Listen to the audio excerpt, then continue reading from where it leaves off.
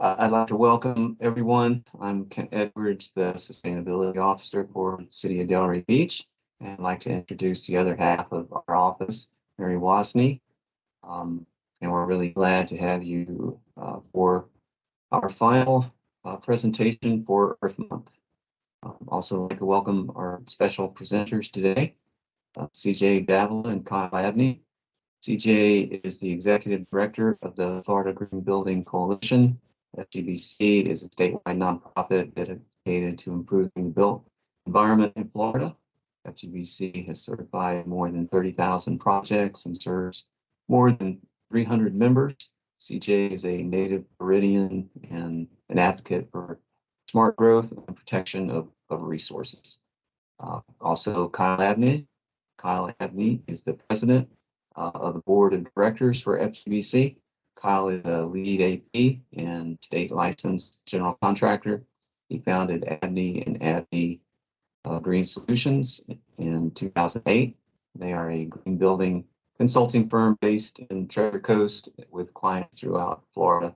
Kyle has experience in multiple green building certification programs, both commercial and residential. He's a graduate of the University of Florida with a bachelor's in architectural design and a master's of building construction with concentration in sustainable construction. And Kyle is the first person in the United States to receive a formal construction degree in green building. So welcome CJ and Kyle. They will be giving the presentation in the second part of the presentation today. Would like to note that everyone has been muted for the presentation and chat is off. There will be time for questions at the end when we will open it up. But now I'd like to start off with a brief overview of the city's green building ordinance. The city passed the ordinance back in November of 2022, and we're very happy to have that coming up for execution. I'll start off with the question of why are green buildings important, and there are a lot of reasons why green buildings are good in the marketplace. They hold their value better, but the main reason for the city at this point is because of greenhouse gases. The city did a greenhouse gas inventory using 2019 data, and we found that 44% of emissions were associated with buildings. That's fairly common for different cities. And if we are going to reach our goals of 50% emission reduction by 2030, net zero by 2050, then we're going to have to address our built environment and also transportation. And of course, we need to reduce our emissions in order to avoid the worst impacts of climate change.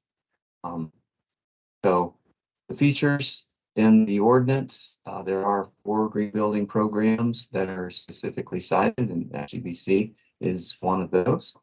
The ordinance applies throughout the city, and we have 2 tiers of building sizes. First of all, for buildings 50,000 square feet to 50,000 square feet, the minimum level of certification is required. So that would be the certified level, 1 globe or bronze level. And then the other tier is silver level requirement for buildings 50,000 square foot and larger. And both those tiers apply throughout the whole jurisdiction of the city. The ordinance does not apply to historic buildings and many renovations because by the nature of conservation of materials, those types of buildings are already sustainable. The ordinance becomes effective November 1st of 2023, so a few months down the road, and there is a provision for evaluation of the ordinance within 2 years. The ordinance also applies to city projects, just like it does all residential and commercial projects throughout the city. So what are effects and considerations that we expect?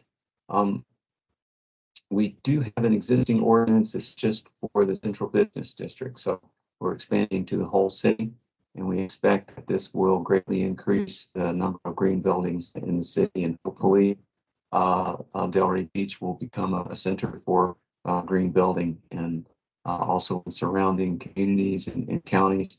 It is good for business. It's good for the residents. So increasing that number and becoming a center for green building is one thing we expect. Also, in the 2-year reevaluation period, we will be gathering information to address some of the comments and questions that we had while we were developing the ordinance. Things like how do we incorporate EV and solar ready? How do we encourage or require those? Also, incentive-wise, might we be able to encourage those that are not required to do green buildings to actually reach the certifications, and other kinds of issues that we can gather data and evaluate. The ordinance is consistent with Florida statute that requires government buildings to receive green building certification. So we just put some additional detail onto that. And because it is a fairly straightforward and simple ordinance to enact, we do not expect any increase in processing time for permits.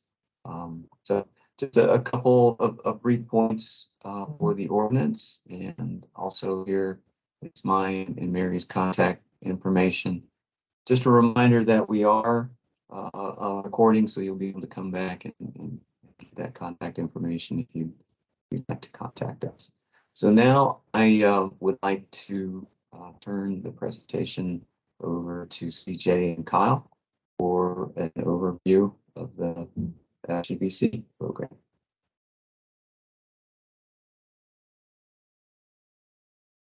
Good afternoon. Just share my screen here. Are we good? Looks good. Yeah, great. So good afternoon. Thanks for having us today. As Kent mentioned, today we do have myself, Executive Director of the Florida Green Building Coalition. We're located in St. Petersburg, Florida. We also have a statewide board of directors from all across the state. And this year's board chair is Kyle Abney, and Kyle's from Palm City, so down by you guys in South Florida. A little bit about FGBC. With over 30,000 certifications, FGBC is by far the state's largest certifier of green residential, commercial, local governments, and land developments. The nonprofit was founded in 2000 by industry professionals looking to improve the built environment within the state of Florida. The goal of the Florida Green Building Coalition is to administer certification programs based upon the green building standards and to award its certification mark to qualified projects. Also, education is a huge component, so we are always looking to educate the general public, businesses, institutional, and government bodies on the long-term benefits of sustainable development and green building practices. And we also encourage housing affordability by increasing building sustainability. So Florida Green, which is our standard, are Florida specific, including disaster mitigation category, which ensures that the building is resistant and resilient and best suited for its environment. Also, as a nonprofit corporation, our resources, including our scoring sheets, reference guides, and policies are all available free of charge to the general public via our website, floridagreenbuilding.org. We also have a flexible scoring program, which provides users with many choices when certifying. We also have a third-party certification, which provides direct access to evaluators, ensuring a smooth process. The Florida-specific criteria is very important, as we see that with this map. If you'll notice, Florida is very unique in terms of the country, where the majority of the country is a heated climate, heating-centric climate. We are a cooling-centric climate. So very unique. A home in Florida is very different from a home in Maine, New York, Alaska.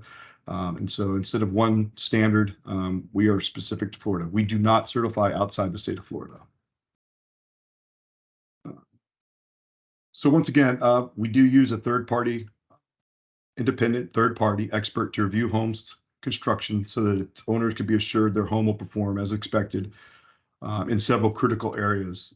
And these are components of our certification program: energy performance, exceeding code requirements and reducing energy costs, water conservation, reducing water usage both inside and outside of the home, site conditions. We want to make sure that the site is minimally disturbed and the utilization of native plants.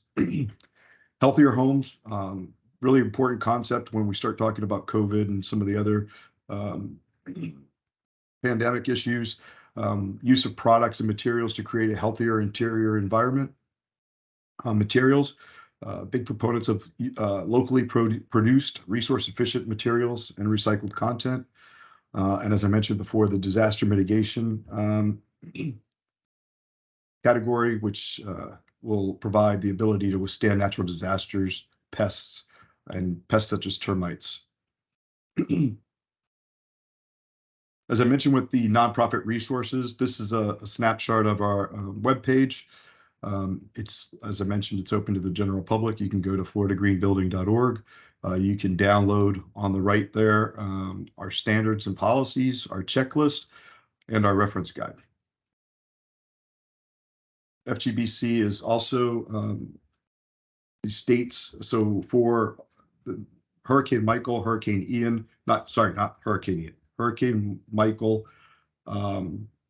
disaster recovery funds, the state of Florida has mandated that they any use of those funds will result in a FGBC certification. So really taking a forward approach to disaster recovery by ensuring that these homes are going to perform better in future if they're faced with such disasters again.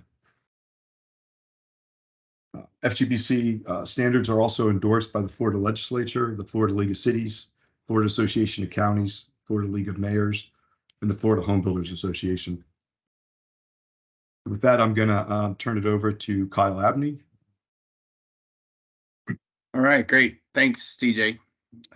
First, thank you, Kent, for providing us this opportunity to let people know more about the Florida Green Building Coalition in general as an organization, but also to dive into a little bit more detail regarding the standards that would be considered or could be considered for your ordinance. The FGBC has developed 5 programs. 3 of them I think are exactly the fit that would be used. The programs would be used to meet the requirements of the ordinance, which is the homes standard. It applies to single family homes as well as townhomes, quadplexes, duplexes, anything that is a single family or single family attached. So not anything that's stacked over top of each. Well, excuse me, I take that back. You can go up to 3 stories. So like a low-rise multifamily project would use the home standard. We also have a commercial program for exactly that, for commercial projects. And then a high-rise residential is for the larger projects that are residential, multifamily in nature, but use more of commercial systems as far as a central boiler or a chiller or things like that for the HVAC and water heating systems. We also have a certification for actual developments, more of the horizontal aspects as far as the infrastructure for roads and stormwater and things like that. So it's not on an actual square footage basis of the structures. So I'm not sure if that would be used within the ordinance. And then lastly, the local government, where the operations and maintenance and fleets and everything that goes into the actual day-to-day operations of a local government can get a certification. And the city of Delray actually has been FGBC certified green, so I wanted to make sure to mention that. The steps in the certification process for FGBC is pretty much the same throughout the programs that I just mentioned, and they're very similar to the other green certification options as far as LEED and GBS. But the first thing is, you want to start as early as possible with somebody, a third party or a hired consultant that understands the programs, maybe even somebody, that's on the team already with the builder or architect or developer, who can be the what we call the designated professional, basically the person that's going to be the point of contact for the project and the certification process with FGBC and their reviewers. That person would register the project. There's a small registration fee for each of the programs that it's actually a portion of the certification fee, the overall certification fee, that the registration dollars get applied to the overall certification. So you just basically letting the FGBC know who you are and what your intentions are moving forward, kind of get on their radar. Then you go about the project as far as identifying what needs to be done, making sure those items are within the design documents, everybody's aware, all of the practices, all of the credits that are being targeted are identified and assigned to someone, as far as if it's the architect's responsibility to make sure to specify low VOC paints, or make sure the builder knows, they need to do a waste management construction recycling process. Just go throughout that design and construction process. You're documenting everything that you're saying on paper and in the score sheet that you've done to get the certification. You're putting in a submittal package that gets submitted at the end of the project to the FGBC, and then the FGBC passes it along to its reviewer, who looks at everything. And if there's any questions or issues or need for more information, there's a really good, easy dialogue between the reviewer and the designated professional that's part of the project. And that's one of the actual things that is a benefit or a pro of the FGBC, is that access to the reviewers. So that way, if you have any questions or they have any questions, it's a really quick and easy process for them to ask or for you to ask. And they're based in Florida. They're very knowledgeable of the Florida projects and conditions and processes. So it's not somebody that's out of state, who knows where, reviewing the project and not really understanding what may actually be going on. And that kind of the step 4 is what I was mentioning, as far as a dialogue back and forth. If there's any additional information needed, it gets provided to the reviewer, and then the certification is issued after everything has been accepted, and the level of certification is also accepted by the design and construction team, and a certificate gets issued. It's a pretty quick process. It can take, it just really depends on how quick the project team responds to the review comments, but it can be super quick in a matter of days, sometimes weeks, and it's not really drawn out too long. This is an example of the Excel checklists that have been developed for every program. And they're very user-friendly. I really like working within these checklists because they almost every single practice, or excuse me, credit has a comment box that if you run your cursor over it, it pops up and it tells you a little bit more as far as what is required for to meet the points and to meet the requirements and get awarded the points. So it's really useful, and it's also has some back-end logic. So if you select something that shouldn't be selected in connection or at the same time as another credit, it kind of tells you that. It warns you. It says, hey, you're doing something not right. And like I said, this Excel spreadsheet scoring file is something you can download from the FGBC FloridaGreenBuilding.org's website.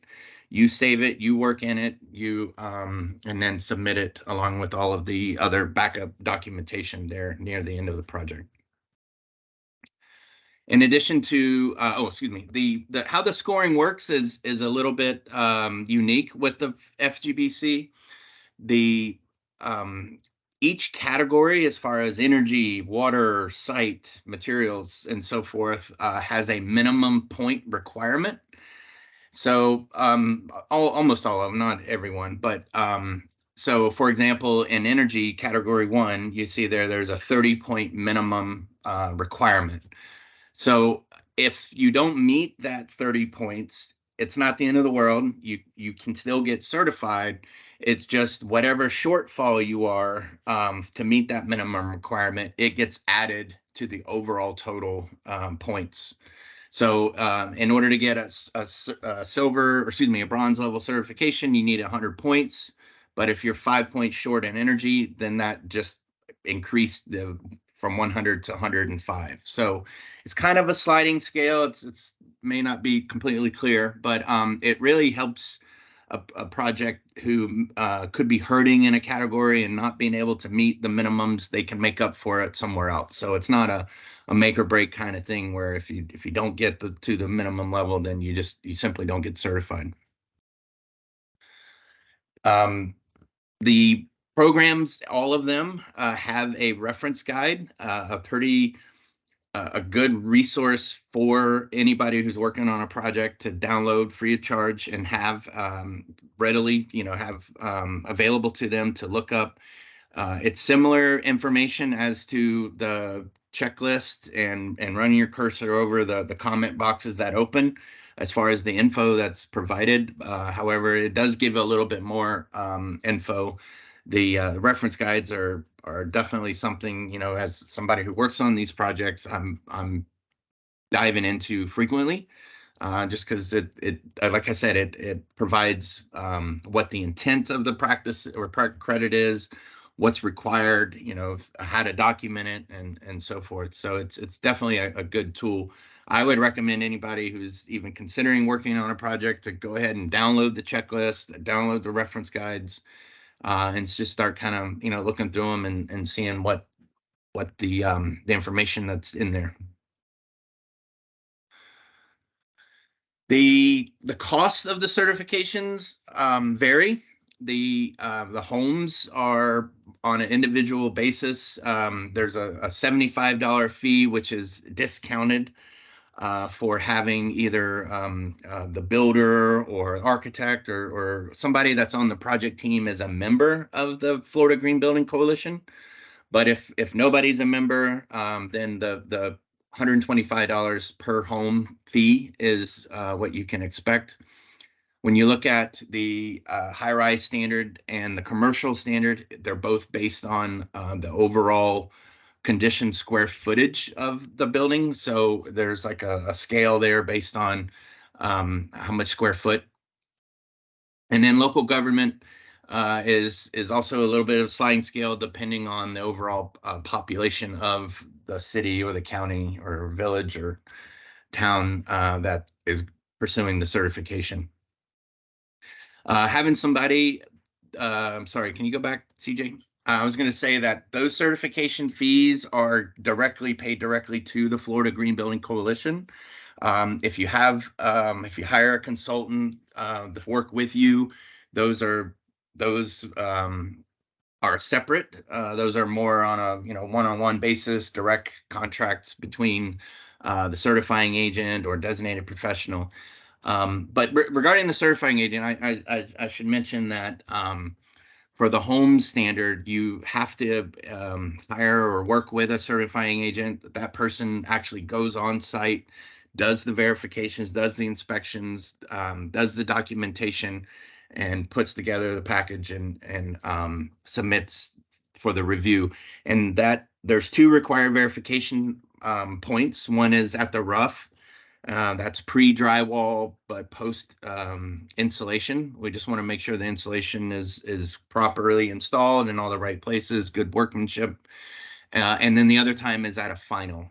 So that's near the end of the job. Make sure, all the appliances, plumbing fixtures, paints, landscaping, all of that stuff that's near the end of a job is actually been installed. And that's what we're documenting. So that's a separate kind of agreement between them and the project team, and outside of the cost of the certification fee.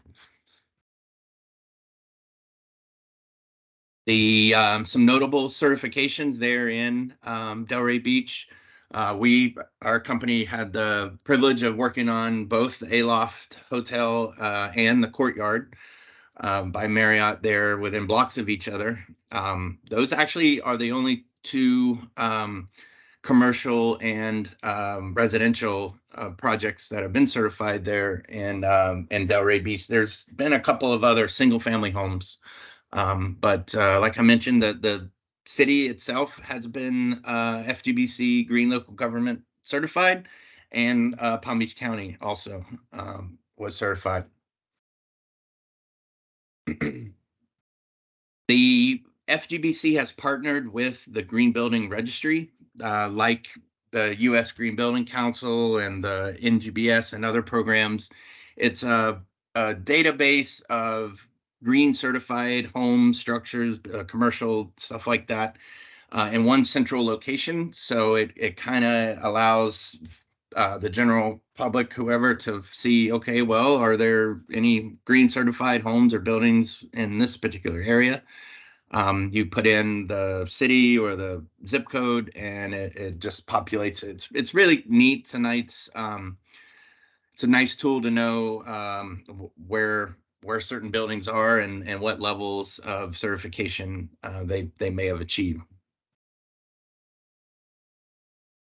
This is just general information regarding the Florida Green Building Coalition, where we're located, how to get a hold of CJ or anybody else. Our information as far as the board, I believe, is also there on the website, and if you wanted to reach out to any of us, as well as our members, on the website there you can also do a search for certain projects if you want to look at maybe something's been registered or even certified. So Florida greenbuilding.org is a really good resource, a really good place to go if you have any questions or need to look up anything. And I believe, Ken, that wraps up our quick presentation there. Okay. Thank you very much, CJ and Kyle. That was a great overview. I mean, there's a lot more to the program, and for those that are interested in cruising around the site, it's a good opportunity. I especially like the checklist, for this program, as we were going through the local green government certification. It it is a lot, which it should be, to get the certification. The checklist and guidance documents, and, they're similarly detailed for the other certifications. I think they're a really good part of the program. So now we're going to open up for questions. And Mary, can you enable everybody's mics? Yeah, already did. So if you guys have any questions, just unmute yourself. If you want to turn on your camera, you can turn on your camera also. But you guys have to unmute yourself and ask your questions if you'd like to.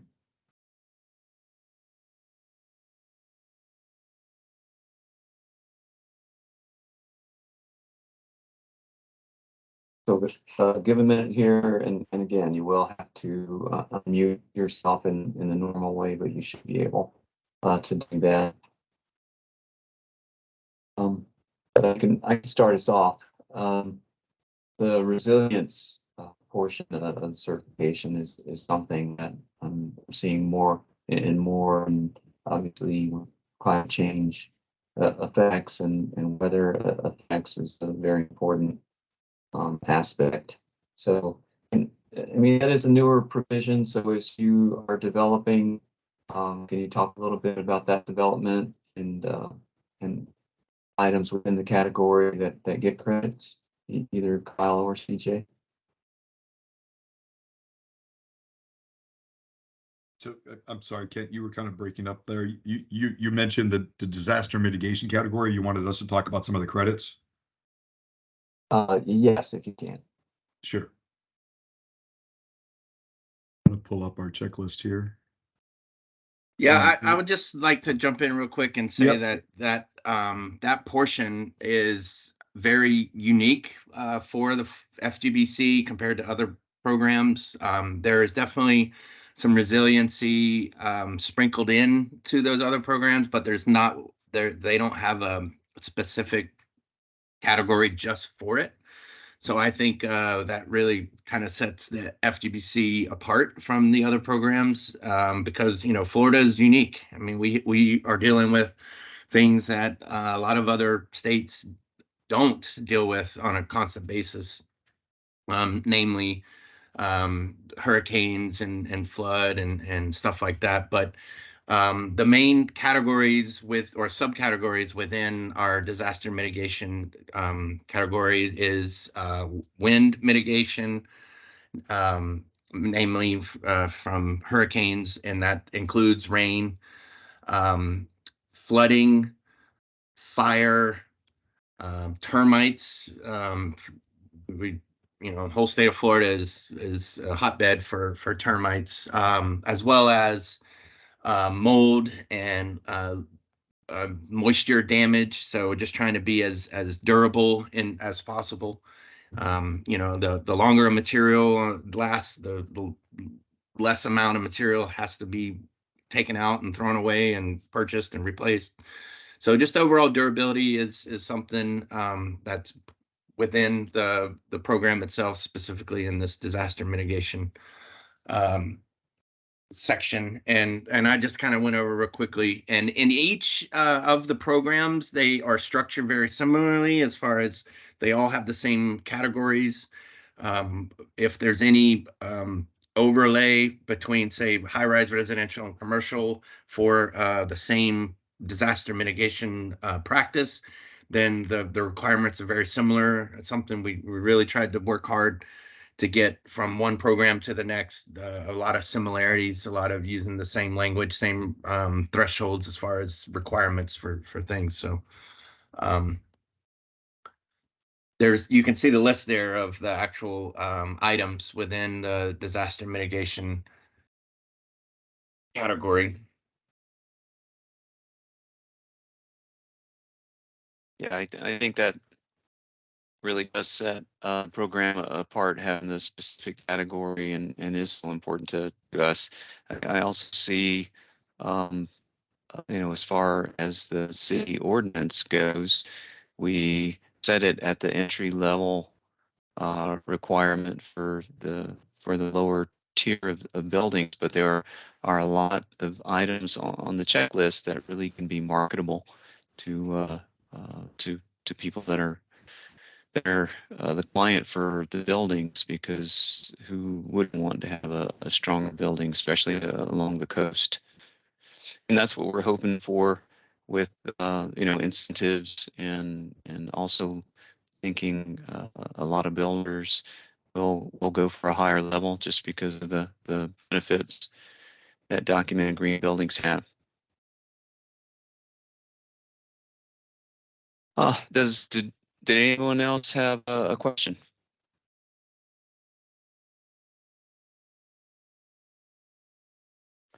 Yes, Bo here. I was just wondering about the I saw you mentioned about becoming like FGBC certified, and about having someone who is a member, I think is what you said, to have on the project, and how that, if you could talk a little bit more about that process and what you have to go through.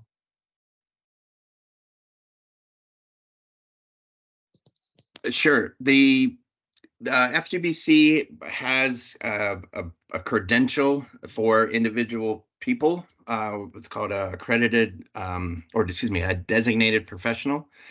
And there's the courses to get that individual credential is on the website. And if you have somebody that's on the design team that is, or construction team, or just overall project team that is a designated professional for that program as far as commercial, resident, or high-rise residential, because there's different programs that require different credentials. You can get points towards the certification. Now that is separate from if you, let's just say the builder, the GC is a member of the FGBC, then that goes towards a discount in the certification fee. So I don't know if I explain that clearly, but you don't technically have to have a designated professional that's working on the project team. It obviously helps, you know, because they're familiar with it and can help with the overall process. But that is separate from having the builder or the architect or the homeowner a member of the FGBC organization. So I think that if you're doing a lot of homes, you know, your company's membership of a few $100 probably would pay for itself, and then some if you can apply, you know, a $25 or $50 discount per certification. And just one clarification as well, just to clarify it a little bit more, just beyond the fact that there's a discount, is that for all homes, there needs to be a certifying agent attached to the project. So a homeowner could not submit a home for certification without going through a certifying agent to do the verifications. So all homes require a certifying agent to certify the project. All of our other standards, you can use a designated green professional, and you can be part of the team that's putting that together. But you need to have your credential for the designated professional within that standard. So that it's basically just us ensuring that you understand the program and how to submit properly. Gotcha. Thank you. Uh-huh.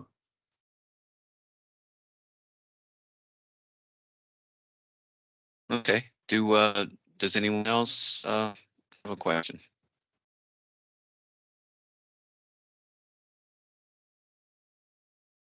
One thing I'd like to point out, Kent, real quick, is Kyle talked a little bit about the Green Building Registry.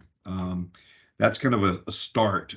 It's a nationwide registry all across the country. We as an organization, as well as the other certification entities, have always struggled with how do you add value to green building. You know, you can't tell by looking at the outside of a building whether it's a certified green project or that it's going to perform better than other homes. The Green Building Registry is really our first step towards achieving that. The registry allows folks to go in.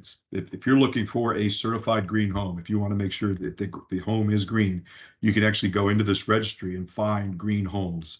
And so that is going to put a premium on green homes. It's going to allow you to charge more for your green home in a resale.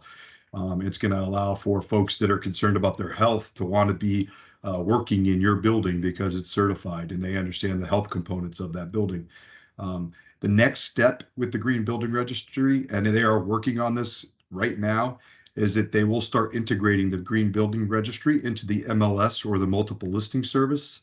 In all areas, there's one major MLS in the state of Florida, and they are in talks right now with the Green Building Registry. And what this will do is it will auto-populate the MLS with all of the green features or the green certification, once again, increasing the value of green certified properties.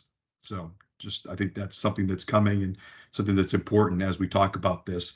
The fact that Delray Beach is getting ahead of this, as Miami-Dade and South Florida have, so that you're going to be prepared for when that does take place. Oh, that's really interesting, because having that information available to buyers easily is another component that's really going to help green buildings take off. And that makes a lot of sense that it'd be a part of the MLS. To that point, I was just wondering, so the certification gets done, let's say, at its initial build, and then you sell the property and then someone else buys it. Is it still green certified, or do you have to go through a recertification process with each transfer, or over a set number of years, or anything to that effect?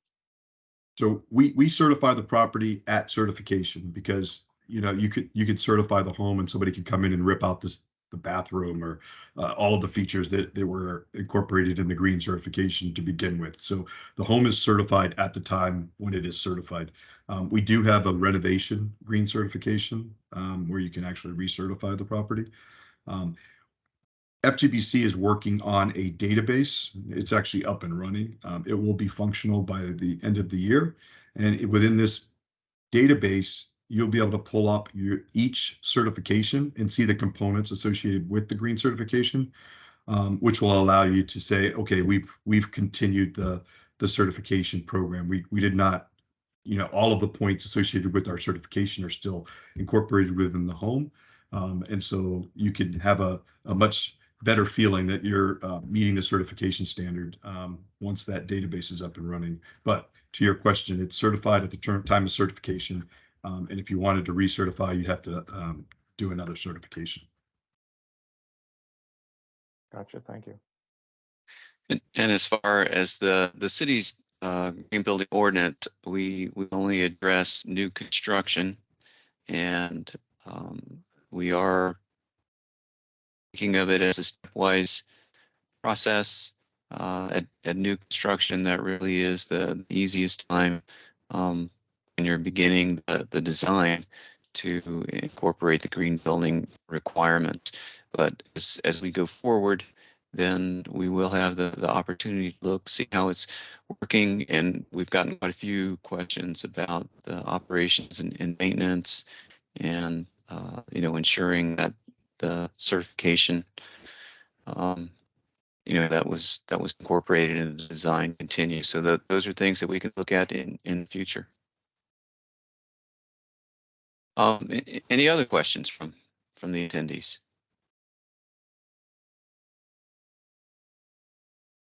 And I have one while you're thinking about that. FGBC being specific to Florida, I think is a very key component. And the other programs are good, but we do have special challenges here, and especially in very South Florida. So I noticed in one of the slides you had some items like having a porch and having solar hot water. Those are things that really in a lot of programs you could get credit for, but being on the checklist really underscores how the heat against buildings increases energy costs, and a porch that's not in close space be a relatively low cost measure. And solar hot water, again, that even can reduce the incident heat on a roof. Can you talk a little bit about some of those Florida specific components and how FGBC differs from some of the other programs? I think for me, it initially is the lack of requirement to do anything outside of what we typically would do anyway for a project. And I'm referring to the energy code. The calcs that are done just to get a permit in Florida is exactly what is needed to accommodate or to accrue points within the FGBC programs. You're not required to do any additional energy modeling or energy analysis calculations that would be on top of or in addition to what you have to do for permits. So I think that's one thing that really helps the program, again, not adding any additional costs to the project just to do an ASHRAE 90.1 or say a HERS score, which you can get points if you do a HERS score within the FGBC, but it's not mandatory. You don't actually have to do that. That's the first and main thing that jumps out to me. CJ, is there anything else that you can mention off top of your head? Well, I think some of the water categories, water is the new thing here in the state.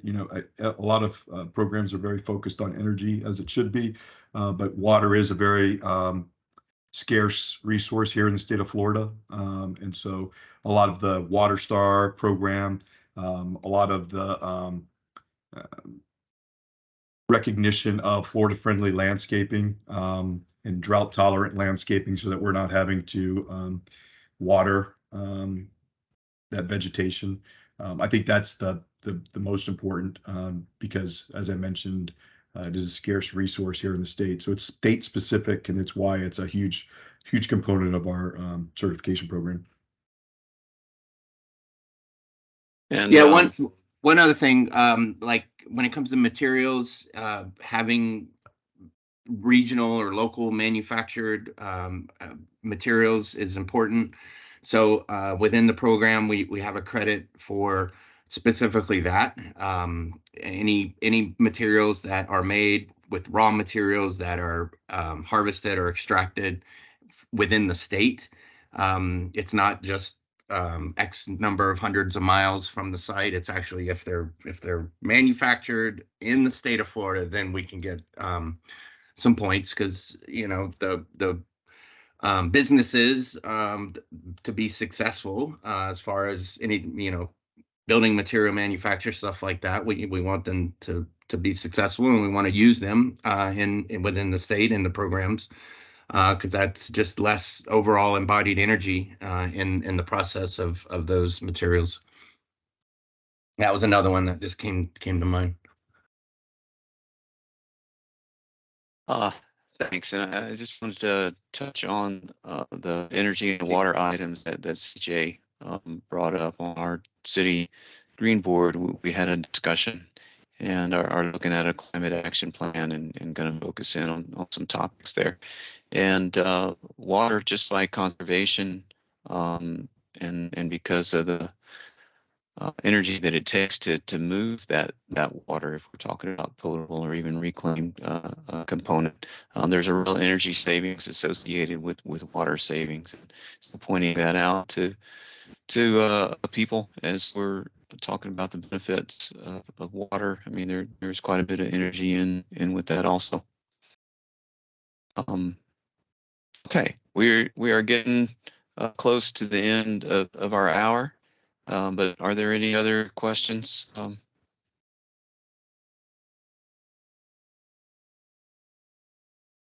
Or any additional points that Kyle or CJ that you wanted to bring up?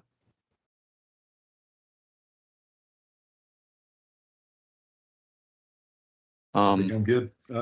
I would just say that if anybody would like more information, please feel free to contact myself or Kyle.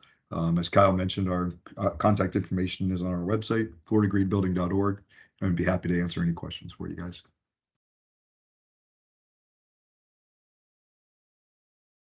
Okay, well, fantastic. Really appreciate CJ and Kyle being here today, and everyone on. Appreciate you joining us.